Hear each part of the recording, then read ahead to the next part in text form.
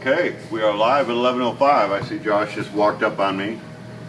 It takes a special personality to do this, I'll tell you what.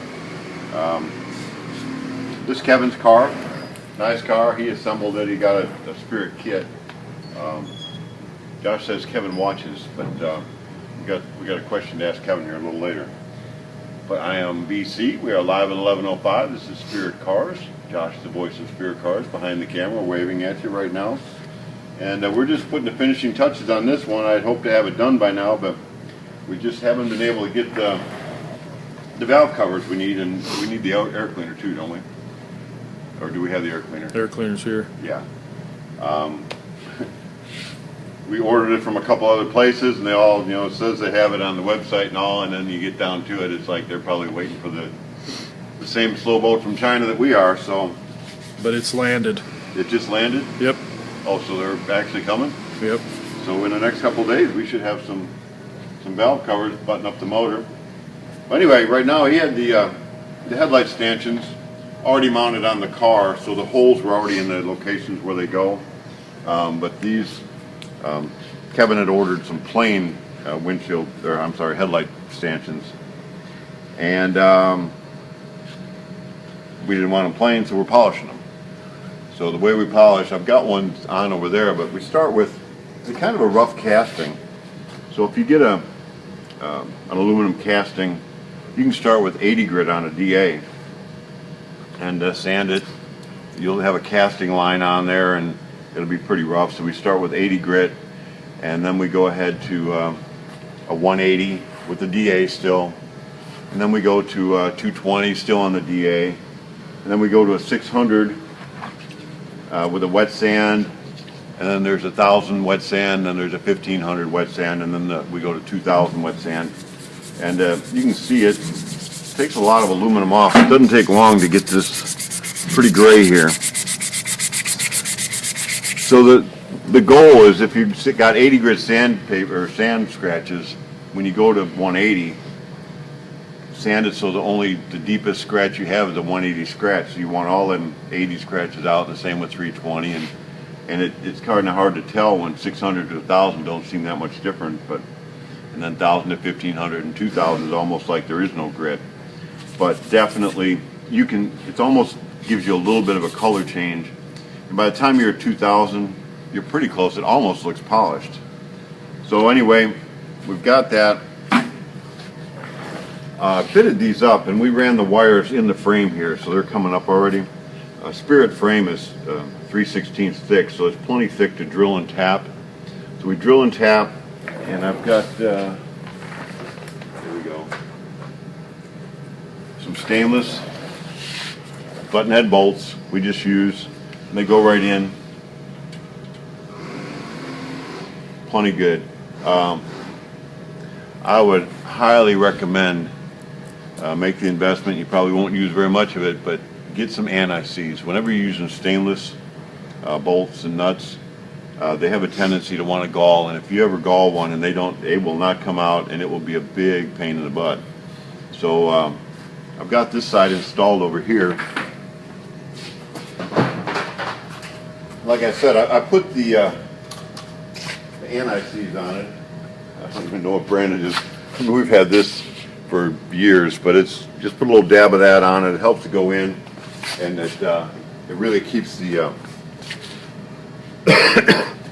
the stainless steel from galling. What will happen when we go ahead and install the headlight, we'll pull these wires up out of here into the bulb. Now you don't have a lot of room to pull these wires. We're going to have a turn signal. We're going to change these out, and there'll be a turn signal in the bottom, LED turn signal, and the headlight, high beam, low beam. So I've got the turn signal, your high beam, low beam, and since you don't have so much room to put these wires through, we'll actually use the ground, and we'll ground it in the housing itself. So these wires will pull up in there, and these will come up through that hole into there, but I can stick these down and you can get an idea of what it's going to look like. A lot of times somebody will use a chrome headlight housing, but this is painted, and it's going to look really cool there. I like that.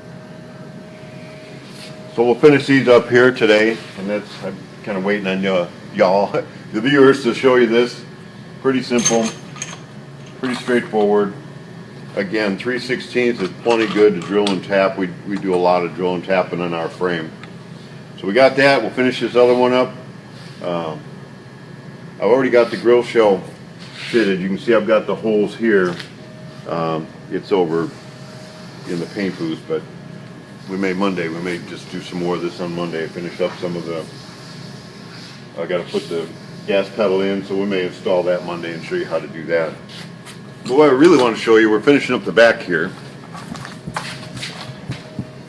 and this is a question for Kevin. We have a couple of these. We have a whole case of these or two, don't we?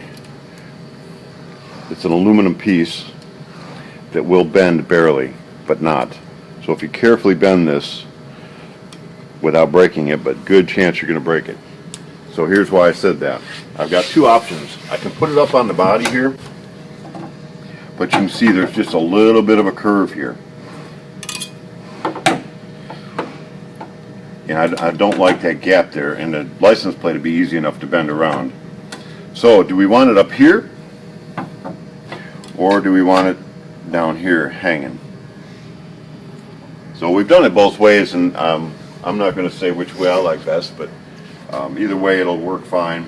This one happens to have a light and a third brake light, so we're going to have a third brake light. So we're going to install that here, hopefully in a little bit when Kevin calls back and lets us know, or emails. Now we've got LED lights here. These are flush mount, real nice. Drill a hole both from behind.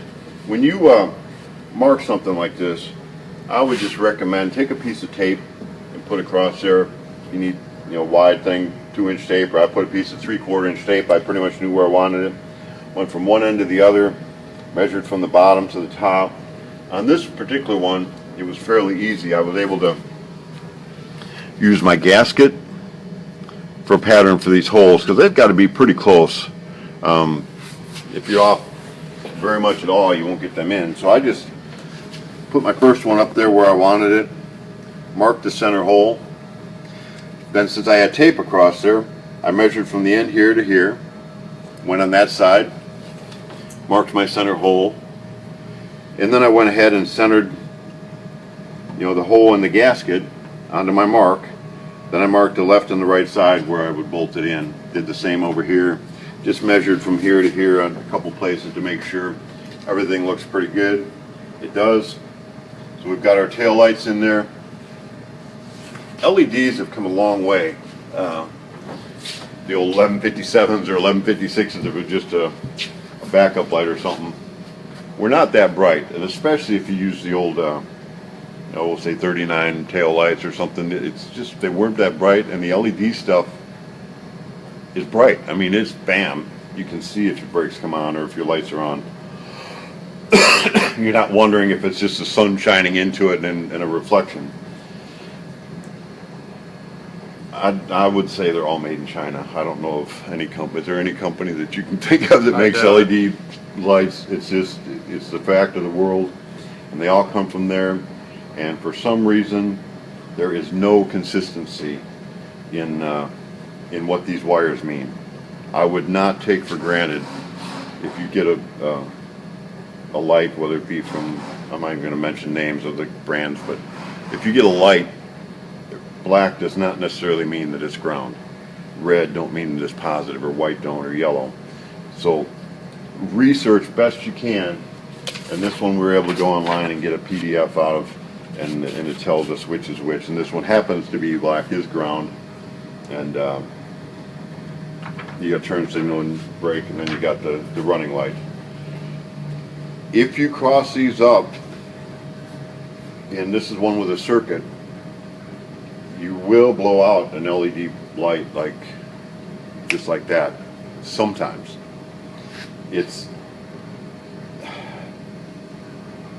There's not a standard technology. It's getting better. It's getting much better.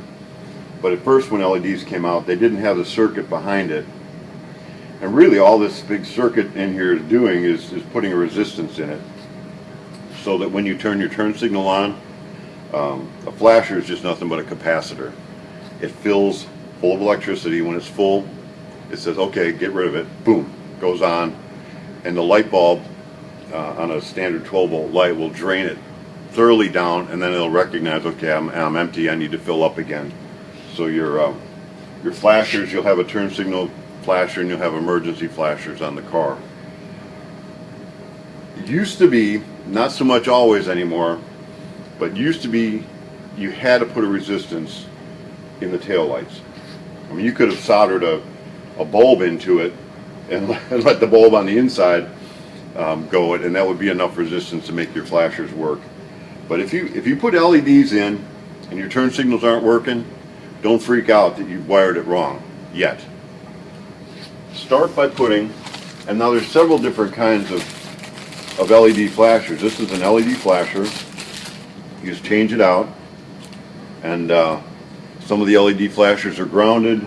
There's several different types. I would just, whatever type you get, again, you can probably pull a PDF off a line, and if you don't understand a schematic, call whoever you bought it from and they can probably say hook this wire to that and this one to that, and it's not that big a deal. Don't let wiring freak you out. Make sure your grounds are good, and if you're not flashing, if it's not working, definitely check the flasher first. Now the more modern ones, when you see a circuit board on the back of it, generally that's going to do what this is going to do.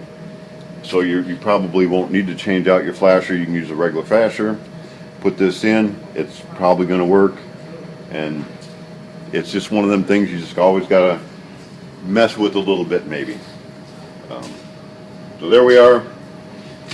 Tail lights, I like them. He chose these, what do you call it, cat eyes, or what are these called? Yeah, cat eyes. Cat eyes. So it's a cat eye tail light, not any particular car, but it's just a cool hot rod tail light. We talked about the gas tank several times ago, and about the gauge itself. And if you remember, this was a lot longer, and this was not attached here, and this was a lot longer, and I cut it off. So when I cut it off, it left this gap in there, so I just welded the bottom so it's not loose. You got some screws on here. This is a Dolphin gauge. That's one that we use here at Spirit. So you can loosen these screws here and move this up and down. Now this gas tank is 8 inches deep. So what I did, I measured from the bottom where this is going to go in the gas tank, and I don't need to measure down here, but this is a little shorter than the gas tank. So if I'm 8 inches, or it was 10 inches I think, I went 10 inches from the bottom of here, or half of 10, it's 5 inches from the bottom of here to the center of here. It's 5 inches. So I've got this directly in the center of where the gas tank is. Now this don't matter. I could have cut this short all the way to here. That doesn't really matter. It doesn't have to be the length of the tank. But it does need to be a little bit shorter than the tank. After I did that, you can see this only goes up so far. This only goes down so far. So I took that, put a line across that, so when I'm full, and I'm full to the top, that's where I'm at. And when I'm all the way to the bottom, that's going to be basically touching the bottom of the tank. So if this is a little bit longer and this is holding it up, say it's holding it up to here, it's only going to show, you got a quarter tank left maybe when your gas tank is actually empty. And the same here, if it's hitting on top, it's going to show you've only got 3/4 of a tank when you've totally filled it up. So got that. It goes in pretty easy. There's a gasket. It goes on our tanks. We've drilled and tapped. Stick it in and get it in, kind of work it around. And what's going to have to happen here is, I mean, you can see that's not going to go in like that. What I'm going to have to do is loosen this up, get it in that way, slide it down, tighten it up. But for the sake of showing you how this worked, I just had it like this. So this loosens up real easy. Slide it up, get it down. Just make sure when you get it down far enough, you're measuring 5 inches from here to here, whatever half the distance of your tank is. Put it in, got some bolts down. Wiring on a sending unit is very easy. There's just a one signal wire, and then the ground is in the system. So that's that. We've got that today. What else were we going to talk about? Anything else? There's the trunk done.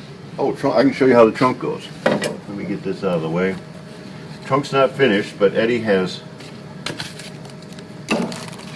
put it in. I really tried to get Eddie to be on camera. He's pretty good on camera. We've had him a lot of times. He said, no, just talk about the hillbilly that likes to go fishing and play cards on Thursday nights. So he'd be hunting or whatever, so he's one of them flipping guys. So he's got the carpet here. Pull the carpet out. You can't get a solid piece of wood in there because he's got the wood going in both sides. So what we got here, he actually gave me some instructions. You push it in a little bit, you tip it over, and then you can pull it out like this and get it. Okay, so he's upholstered this panel. This will come out this side. There's a board underneath of this so that these two will screw together. And the bottom side of these has been undercoated. So if it does get wet or something, it's not going to be, coming apart. So these panels here are upholstered. He's made some brackets to screw these onto the wood here. They'll stick back in here. Follow the directions, you tip it up, then you slide it back, it goes into place. Then this carpet will be glued into here. It doesn't give you a lot of room on a 27, but you do have enough room for a couple seats and just a few things to carry around. Underneath there you've got your rear end and there's just not a lot of, it's got to be open under there for the most part for all your rear end to work. So I think that's about it for today. Monday we'll probably work on showing you how seat belts go into a car on a 27, and I don't know if the valve covers will be here or not, but I just got a couple more things to tidy up on this one, and I'm kind of holding out until you guys, the viewers, are here and we can see it come together. Got a couple more turnkeys going on. Larry T. Mr. Larry T. Is that what we're calling Mr. Larry T? Okay, Mr. Larry A. Mr. Larry T, we're going to send you a picture of the headers on your car here. Josh will do that. That way we can make sure that you like that, because I really want to get that apart and so we can get it into the welding shop so we can get that chassis painted. So we've been watching the tall T come together, Larry T's, and then we've been watching Larry A's coupe come together, and that's working on being painted right now, so we'll start showing you that again here in a little bit. And are we doing some kind of funky header snake thing? Is that No, I don't think so. Okay, so I probably shouldn't even have mentioned that. Larry it was a cool picture. You can post that, but it was a stainless header with it turned into a snake head coming around the corner. It was kind of neat. So anyway, we'll get the placement of the header so we can see that on the tall T and get that going. So I know, Larry, you're always watching. Appreciate that. Well, that's it for today. I tried to get Twitter on my phone. It could be interesting. I could be doing one of these. Matter of fact, I only have two. I don't know where the other one went, but so I could be going, okay, do we want one of these two, or do we want Trump's tweet of the day? So we don't have Trump's tweet of the day, but they're usually pretty interesting too. So we're going to go with Pass It On.